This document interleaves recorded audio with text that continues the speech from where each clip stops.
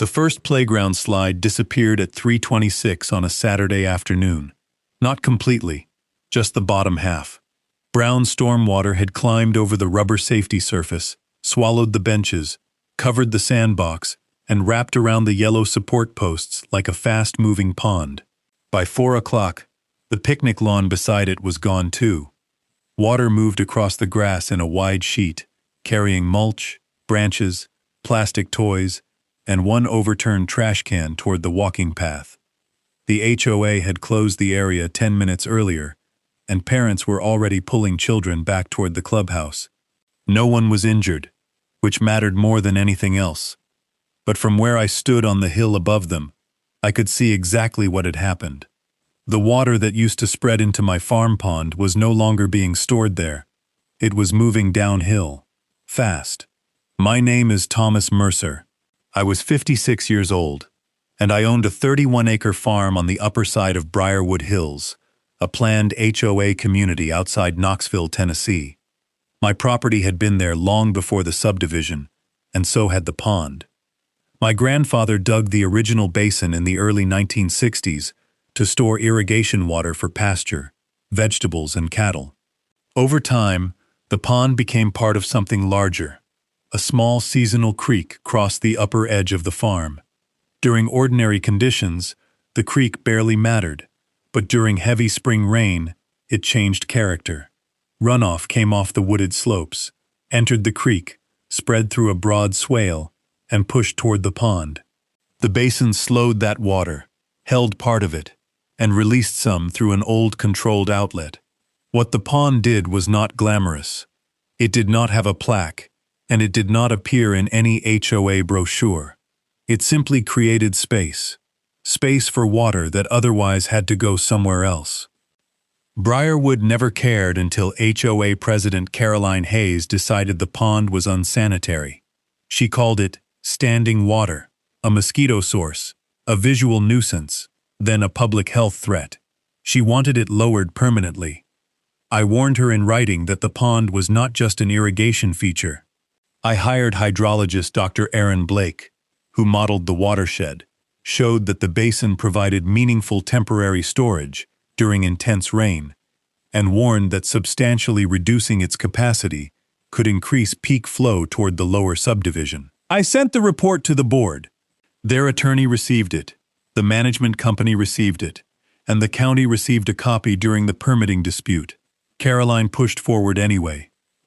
After months of legal pressure, Briarwood obtained a settlement requiring me to reduce the pond level and remove part of the old earthen control structure the HOA claimed contributed to stagnant conditions near their property line. I complied, exactly. I had the work surveyed, photographed, and inspected. Aaron warned again that the modified basin would hold far less stormwater. The HOA celebrated, and their newsletter called it a successful nuisance abatement effort. 6 weeks later, spring rain arrived. Not a once-in-a-century event, not a catastrophic hurricane, but a strong regional storm heavy enough to test every drainage system on the slope. By mid-afternoon, water was pouring through the lower swale faster than Briarwood's culvert could carry it. The ditch filled, the walking path overtopped, then the playground flooded. Caroline arrived in a white SUV while county crews were placing barricades. She looked from the submerged play structure to me. For months, she had insisted the pond was creating the problem. Now the pond sat behind me, lowered and nearly empty, while below us, the HOA's playground was underwater. I did not say anything. I did not need to. Because Aaron's hydrology report was already sitting in 3 different inboxes, and the first page contained one sentence Caroline had dismissed as speculation. Reducing upstream storage capacity will increase downstream peak discharge during high-intensity rainfall events. That afternoon, the water stopped being an argument. It became evidence. My grandfather, Samuel Mercer, bought the farm in 1959. Back then, the whole valley looked different. There were hayfields, where Briarwood's clubhouse now stood. A dirt lane crossed the lower pasture, and the creek wandered through brush and stone before disappearing beneath a county road. Granddad dug the pond because summer drought could turn the upper pasture brown in weeks. He did not build it as formal stormwater infrastructure. He built it for water security.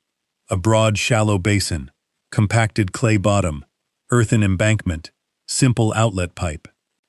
Nothing sophisticated, but because it sat in the natural drainage path, it also caught runoff. My father improved it in the 1980s. He widened the emergency spillway, repaired erosion, and added a controlled irrigation intake. County agricultural records documented the work. By the time I took over, the pond covered a little under 2 acres at normal level. I used it for irrigation. Not drinking water, not swimming, not a commercial fishing operation. Just irrigation, livestock backup, and fire protection during dry months. I maintained vegetation around the perimeter, cut brush, inspected the outlet, and controlled algae when needed. The pond was not pristine. It was a working farm pond. That distinction became the heart of the dispute. Briarwood Hills began development south of us around 2014. The first phase went well. The developer installed drainage swales, culverts, a detention basin farther east, and a neighborhood road system designed around existing contours. The original engineers clearly understood that water came downhill from my side, and the lower lots were graded accordingly. Then the final phase added a clubhouse and recreation complex near the base of the slope. Pool, picnic lawn, walking path, children's playground. The playground sat in a broad, attractive green area beside a shallow drainage swale. On dry days, it looked perfect. That area was lower than almost everything around it, which I noticed immediately. I asked one of the site engineers whether the recreation lawn had adequate overflow routing, and he said the subdivision drainage model accounted for upstream conditions as they existed at the time. That phrase stayed with me. As they existed at the time. My pond was full, the old outlet was operating, and the basin was storing stormwater. Briarwood's engineers had not built my pond, and they did not own it, but the system below had been designed while it was there. For years, nobody complained. Then Caroline Hayes became HOA president. Caroline was organized, polished, and deeply convinced that well-maintained property should look intentional. She hated things that appeared unmanaged: tall grass, natural drainage channels, old fences, working farm equipment, and especially the pond. Her first complaint was mosquitoes. I invited the county vector control technician to inspect. He found no unusual mosquito problem and noted that moving water, fish, frogs, dragonflies, and routine maintenance made the pond different from small stagnant containers. Then Caroline complained about odor. An environmental health inspector visited after a hot week in August. No violation. Then she argued the shoreline attracted snakes. That was true in the sense that rural Tennessee contained snakes, but it did not turn the pond into an illegal nuisance. The HOA changed direction again, claiming water from my pond occasionally seeped toward common property. I hired engineer Aaron Blake. He found no evidence that ordinary pond level was causing the wet areas Caroline blamed on me. The wet ground near the walking path came largely from hillside seepage and irrigation runoff from the HOA's own landscaped slopes. That should have ended it. Instead, Caroline treated every failed complaint as proof that a more aggressive strategy was necessary. If you own an older farm, pond, ditch, creek, culvert, or drainage feature beside a modern development, keep the old records: surveys, agricultural files, county permits, historic photos, outlet repairs, maintenance invoices, and engineering reports can become critical when someone later decides your working landscape is just an eyesore. And if you have ever watched an HOA change its reason for enforcement every time the previous one failed, leave your thoughts in the comments. Share this story with someone who owns land uphill from a subdivision, because water disputes are rarely just about what looks wet on the surface. The real story is usually in elevations, storage, drainage paths, and old plans. I did not want to fight. I wanted to irrigate my pasture and be left alone. Caroline wanted the pond gone badly enough to take the matter to court, which was when the problem stopped being cosmetic. The first formal demand arrived in late September. Briarwood's attorney claimed the pond created an unreasonable nuisance affecting neighboring property, asking me to lower the water substantially, remove accumulated organic material along the southern edge, and modify the control structure. Attorney Rachel Morgan reviewed it for me. Her first question was simple. What evidence does the HOA have? We asked for inspection reports, water quality tests, mosquito studies, odor complaints, photographs, and expert opinions.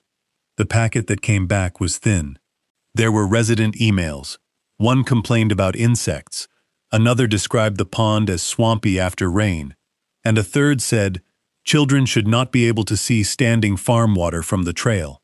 That last complaint made Rachel shake her head. Visibility was not a sanitation standard. Then Briarwood hired its own consultant. His report focused on aesthetics, shoreline vegetation, and potential nuisance conditions, but he did not perform a full watershed analysis, nor did he model downstream flooding. He recommended lowering the water level and improving drainage.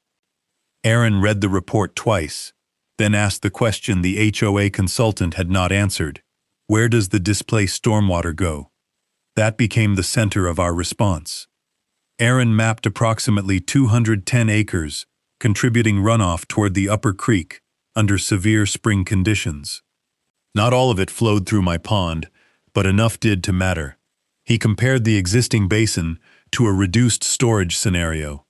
The result was not dramatic under light rain, but during heavy rainfall, it was. With the pond at its historical operating level, the basin absorbed a substantial portion of early runoff and delayed the peak moving downslope. With the water held artificially low and part of the control feature removed, storm flow moved through more quickly, and the peak downstream discharge increased. Not because water disappeared from the pond, but because there was less empty space and less controlled attenuation in the way the HOA proposed modifying it. Aaron's report also warned about something more specific. Briarwood's recreation complex sat near a hydraulic bottleneck. The lower swale narrowed before crossing under a paved cart and walking path. The culvert could handle routine drainage, but it had less margin during concentrated high flow. Rachel sent the report to Briarwood's attorney, offering 3 alternatives. Leave the pond as managed, modify only the shoreline conditions the HOA objected to, or jointly fund an independent hydrology review before any major change. Caroline rejected all 3, and the board authorized litigation. That decision split Briarwood. Several residents questioned why association money was being spent on a farm pond outside the community. Others supported Caroline because they believed the pond reduced home values. A petition circulated demanding action, and then the board filed suit. The complaint alleged nuisance, interference with common property, and failure to address conditions affecting residents. Our response included the agricultural history, inspections, water records, Aaron's modeling, and proof that the pond predated the subdivision by more than 50 years. The case did not move quickly. Depositions, site inspections, document requests, engineering meetings. Briarwood's consultant eventually conceded that he had not modeled the downstream effect of substantially changing the pond. That should have changed the board's position, but instead, Caroline focused on settlement. The proposal was framed as compromise. I would lower the normal water elevation, remove part of the old earthen control structure, clean the southern shoreline, and maintain a broader dry buffer. Briarwood would drop its remaining nuisance claims. Rachel hated the storage reduction, and Aaron hated it more. He updated his calculations and put another warning in writing. The modified pond would have significantly less detention capacity before overflow, recommending that Briarwood independently confirm the recreation area drainage system could accept the resulting peak flow. The board received the document, but Caroline pushed to sign. I was exhausted. The lawsuit had been running nearly a year. Legal fees were climbing, and the court had encouraged settlement. The proposed work remained possible without destroying the farm. So I agreed, but only after Rachel added language making clear that I was not accepting responsibility for downstream consequences created by the required modification. The agreement was entered. I hired a licensed excavation contractor. Aaron supervised, and we lowered the pond, reworked the southern edge, and modified the outlet and control berm according to the agreed plan. The county inspected the work, and I photographed every stage. When we finished, the pond looked almost strange. A broad ring of exposed bank surrounded the remaining water, and the capacity had changed exactly as Aaron predicted. Briarwood's newsletter announced that the association had successfully resolved a long-standing sanitation concern. Caroline posed beside the walking trail for a photograph. Behind her, my pond sat visibly lower. 39 days later, the National Weather Service began warning about a strong spring storm system moving toward eastern Tennessee. Aaron called me before the first heavy rain. He did not sound dramatic. He simply said the lower basin was about to get its first real test. I had installed a basic rain gauge near the barn years earlier, but after the lawsuit started, Aaron recommended something better. We added a calibrated tipping bucket gauge, a water level logger near the pond, a camera facing the outlet, and another camera overlooking the lower swale. Nothing exotic, just enough to document timing. That equipment became invaluable. The storm arrived overnight, and rain was moderate at first. By mid-morning, intensity increased, the upper creek rose, and runoff entered the basin. Because the pond had been lowered, it took time to refill, which initially seemed helpful. Then the modified outlet passed water faster than the old configuration had during rising conditions. The pond filled, the level logger climbed, and by early afternoon, runoff was moving through the system at a rate I had never seen under the new setup. Aaron monitored remotely, while I stayed on my property. I did not touch the outlet. I did not block anything, and I did not try to prove a point. The last thing I wanted was damage below. At 2:41, the camera showed the lower swale near Briarwood, carrying a full brown stream. At 2:55, water reached the edge of the walking path. At 3:07, the culvert entrance began backing up with flow faster than it could pass. At 3:18, runoff overtopped the shallow channel and spread across the picnic lawn. And 8 minutes later, water entered the playground. Briarwood maintenance staff reacted quickly. They closed the area, moved people toward higher ground, and called the county. No one was trapped, no one was hurt. That fact kept the event from becoming a tragedy, but the damage was still extensive. Rubber playground surfacing lifted at several seams, mulch washed away, a storage shed took water, and electrical service to the play area had to be shut off and inspected. The walking path eroded at one edge, and several picnic tables shifted. The clubhouse itself stayed dry because it sat slightly higher. By evening, the rain weakened. The water receded slowly, and mud covered everything. Caroline immediately blamed the pond modification work. That would have been almost funny if the situation were not so expensive. The HOA had sued to force the modification. My contractor had followed the agreement. The county had inspected it, and Aaron had warned about downstream peak flow before the work happened. Rachel sent one preservation letter that night. Preserve every drainage plan, every board email, every consultant report, and every document concerning the playground, lower swale, culvert, pond lawsuit, and settlement. Briarwood's insurer opened a property claim, then a liability review. The County Public Works Department sent an engineer who photographed high water marks, measured the culvert, reviewed erosion, and requested storm totals. My gauge showed just over 4 inches in a relatively short period. Significant, but not unprecedented. Then the county requested original subdivision drainage plans, and that was when the story changed. The recreation complex had been designed years after the first subdivision phase, and the engineer who reviewed that expansion had included an upstream condition note. Existing farm pond provides incidental attenuation of storm runoff from upper watershed. Another line followed. Hydrologic assumptions shall be re-evaluated if upstream storage is materially altered or removed. I stared at the page for a long time. Aaron had said almost the same thing, but this note was older. It had been written before Caroline became president, before the playground existed, before the lawsuit. The developer's own project file had identified the pond as part of the practical drainage conditions supporting the lower site, not legally required infrastructure, not HOA-owned detention, but a real hydraulic factor. Then Rachel found an email from a Briarwood board member named Peter Walsh. 6 months before settlement, Peter had forwarded Aaron's report to Caroline and asked whether the playground drainage needed rechecking before they forced the pond lower.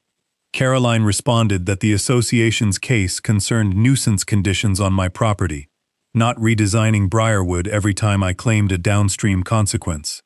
That email became the point where insurers stopped treating the flood as a simple weather loss. Someone had asked the correct question, and the board had chosen not to answer it. The county did not conclude that my pond was legally required to protect Briarwood. That would have been too simple. The real conclusion was more damaging. The lower recreation area had been evaluated under drainage assumptions that included the pond's existing storage effect. When that condition changed materially, nobody re-evaluated the system below, and the spring storm exposed the weakness. Briarwood hired independent hydrologist Dr. Melissa Crane, who had no connection to Aaron. She reviewed rainfall data, topography, the original subdivision model, culvert capacity, pre-modification pond geometry, post-modification geometry, and high water evidence from the flood. Her analysis agreed with Aaron on the central point. The storm itself caused the flooding, but reducing upstream attenuation increased the rate and timing of runoff reaching the lower swale, and the culvert then became the bottleneck. In the old configuration, the pond would not have prevented every gallon of flooding under every possible storm. But under this event, its former storage likely would have reduced the peak enough to materially lessen the depth and duration at the recreation area. That distinction mattered. Nobody could honestly say the pond was a magic shield, but the HOA could no longer pretend its removal had no consequence.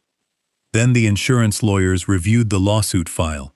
They found Aaron's first report, then his updated warning, then Peter's email, then Caroline's response, then the settlement. The chronology was ugly. Briarwood complained about the pond. Its consultant failed to model downstream effects. My engineer warned about them. A board member asked for reanalysis. The president declined. The HOA pushed settlement. The basin was modified. A strong but foreseeable spring storm arrived. The playground flooded. Then Rachel found one more document. During planning for the recreation complex, the developer had considered enlarging the lower culvert, but the option was dropped because the existing hydrology model showed acceptable performance under then-current upstream conditions. A note from the civil engineer stated that major upstream land use or storage changes should trigger future review. The HOA had inherited that file, but it had never read it before suing me. The insurer requested mediation, and this time, the conversation was completely different. Briarwood no longer demanded that I maintain the pond at the lowered condition. Instead, they wanted to restore part of the lost storage. Aaron proposed a better solution than simply rebuilding the old configuration. A controlled detention shelf, improved outlet structure, emergency spillway protection, defined irrigation pool, and monitoring staff gauge. The goal was to keep the pond useful for my farm while giving storm runoff more predictable temporary storage. I agreed in principle, but I was not paying for it alone. The HOA had forced the change over written technical objections, and Briarwood's insurer agreed to participate. The association also had to improve its own system. Melissa Crane recommended enlarging the lower culvert, reshaping the swale, raising sensitive electrical components, and creating a defined overflow route away from the playground. That was the most important lesson of the whole case. The correct solution was not to make my pond responsible for saving their property forever. It was to stop relying on someone else's land as invisible infrastructure. Briarwood needed its own drainage resilience, and the settlement reflected that. My farm pond would be restored to a professionally designed operating configuration. The HOA would contribute to the work and agreed engineering expenses. The lower recreation drainage would be upgraded. All outstanding pond-related enforcement claims disappeared, and neither side could later demand an unreviewed change affecting stormwater storage without hydrologic evaluation. Then the board had to explain all of that to the residents whose children's playground was still covered in mud. That meeting ended Caroline's presidency. The Briarwood clubhouse was full before the board meeting started. Parents came, golf cart owners came, residents from the lower streets came. So did homeowners who had supported the lawsuit against me. The flood had changed the question. Nobody cared anymore whether my pond looked pretty from the walking path. They wanted to know why the playground had been built where water could reach it. Peter Walsh presented the timeline. Original recreation drainage plan. Developer note about upstream pond attenuation. First nuisance complaint. My hydrologist's warning. Settlement. Pond modification. Spring storm. Flood. Then Melissa Crane's independent analysis. She explained the result carefully. The storm was significant. The culvert was undersized for the new combined condition, and the pond modification increased downstream peak flow relative to the prior configuration. The flooding came from multiple interacting factors. That language was important because it prevented the board from reducing everything to one villain. Then a parent asked whether the HOA had known the pond mattered before forcing it lower. Peter displayed Aaron's report date, months before the work. Another resident asked whether the board had commissioned its own downstream analysis at that time. No.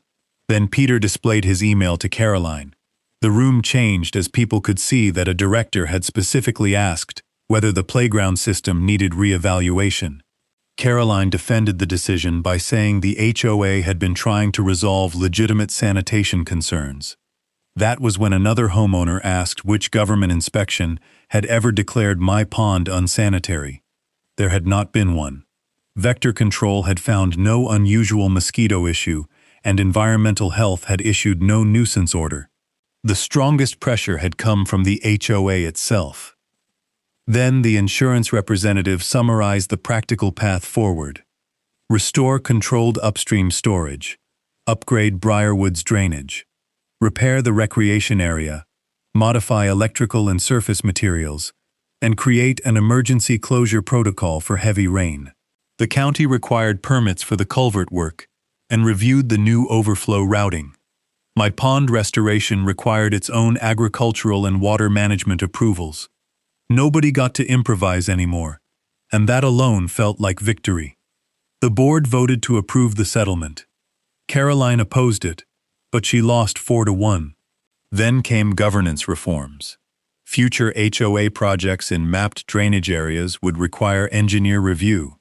Any board demand affecting off-site ponds, ditches, swales, or water control structures required documented hydrologic analysis before litigation, and capital projects near flood pathways needed current drainage assumptions. Those motions passed. Then Peter introduced a vote removing Caroline from the Infrastructure Committee, which passed. A recall petition followed, and she resigned as president 2 weeks later. Peter became interim chair. He called me the next morning, and his first sentence was not an apology. It was better. He asked when Aaron could meet the HOA's engineer so they could design the new system together. That was the first time Briarwood stopped treating water like a boundary dispute. Water does not care where the HOA line is. It follows gravity. The repaired pond looked different from the old one. Better, honestly. Aaron redesigned the outlet with a controlled stage. The lower irrigation pool remained available for farm use, and above it sat additional storm storage volume. The emergency spillway was armored against erosion.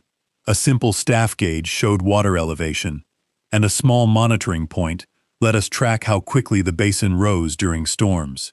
The HOA did not own any of it, which mattered. The new agreement recognized my property rights and my agricultural use, and Briarwood's responsibility was on its side. The lower culvert was enlarged. The swale was widened slightly. The playground surface was rebuilt with better drainage. Electrical boxes were raised, and a shallow landscaped overflow route redirected extreme runoff away from the center of the play area. The picnic lawn reopened before summer ended. Children came back, parents came back, and life moved on. The funny thing was that the restored pond eventually looked healthier than it had before the lawsuit. We reshaped part of the shoreline, added native wetland plants, and improved circulation near the shallow southern edge. Mosquito complaints disappeared almost completely, not because Caroline had been right to drain it, but because once professionals were allowed to solve the actual problems, there were better options than destroying storage. The HOA spent far more fixing the flood damage, drainage system, engineering, legal dispute, and pond restoration than it would have cost to commission a proper hydrology review at the beginning. That was the part residents remembered. A few $1,000s of technical review could have changed the entire decision. Instead, Briarwood spent months proving how expensive certainty can become when it is not backed by evidence. If you own a pond, drainage ditch, culvert, swale, irrigation basin, creek crossing, or any other water feature near an HOA, save your surveys, old plans, permits, maintenance records, photos, and engineering reports. If someone demands a major change, ask one question before touching anything. Where will the water go afterward? If this story made you think differently about what looks like an ugly pond or useless ditch, tell me in the comments. Would you have fought the lawsuit all the way, accepted the settlement like I did, or demanded an independent drainage study before agreeing to any modification? Share this story with someone who owns land uphill from development, and save the video if you enjoy property rights cases where surveys, engineers, county records, insurance files, and old development plans tell the truth better than angry meetings do. And subscribe if you want more HOA dramas where the strongest revenge is not revenge at all, but letting the evidence show exactly what somebody ignored. The next spring brought another heavy rain. Not quite as intense as the flood year, but still strong enough to test everything. I stood beside the pond with Aaron. The water rose, the new storage shelf filled gradually, and the outlet released flow at the rate he had designed. Downhill, the Briarwood swale carried a steady stream. The enlarged culvert stayed open, and the playground remained dry. A few parents stood under the clubhouse awning watching the rain. Nobody evacuated. Nobody dragged barricades across the path. Nobody called me. That was exactly the ending I wanted. The pond was never supposed to be a weapon against the HOA, nor was it ever supposed to be their private flood control system. It was a farm pond that happened to be part of the real watershed. That distinction is what Caroline refused to understand. She saw standing water. Aaron saw storage volume. She saw weeds along a shoreline. The original developer's engineer saw attenuation. She saw something she wanted removed. Gravity saw a basin holding back thousands of gallons before they reached the bottom of the hill. The first storm after the modification exposed the difference between those viewpoints. The evidence was there before the flood. The old plans, the hydrology, the drainage bottleneck, Aaron's warning, Peter's question, and Caroline's decision not to investigate further. None of it mattered until the water arrived, and then every ignored page became important. Briarwood did not lose because I was smarter than the board, and I did not win because I found a loophole. The outcome changed because water followed the same rules it had always followed. Downhill, toward the lowest point, into whatever space was available. And when the HOA forced one of those spaces to disappear, the water found the next one, their playground. They thought my pond was the problem. The first spring storm proved it had been holding the problem back.